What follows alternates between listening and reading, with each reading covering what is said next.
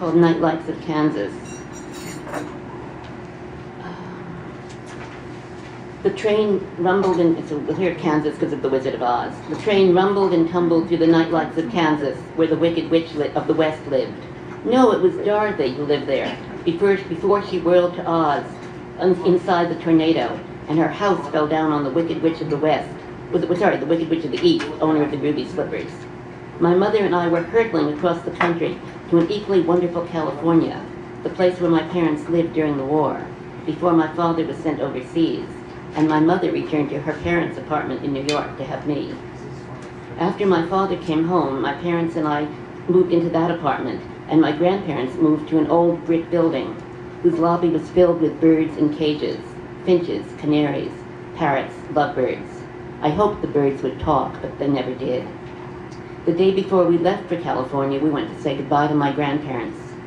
My mother went upstairs first, while my father took me to say goodbye to the birds. The narrator is 55, I should have mentioned this. The lobby was dark, even in daytime. I wondered if the birds missed the light, and my father said birds could get used to lots of things.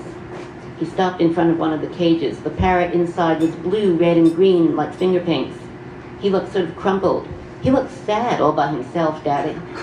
My father said the parrot reminded him of a story he'd heard during the war about a bird in a mysterious jungle who was the last surviving speaker of an extinct language.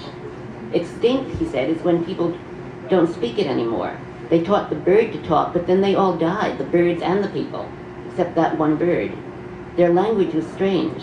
When people spoke it, they couldn't understand each other very well, just the opposite of what's supposed to happen when we talk.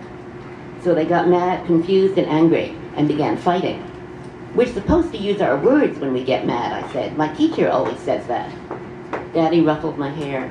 That's right, sweetheart. Sometimes we get mixed up about what words mean, a little like the people in the jungle. He looked sad, like the bird. Mean is like angry, I said. Yes, but it's also about something else. When a word means something, it tells you what that thing is all about. Like daughter means you're my little girl, and you're very sweet, certainly not mean. So daddy means you're my daddy, I said.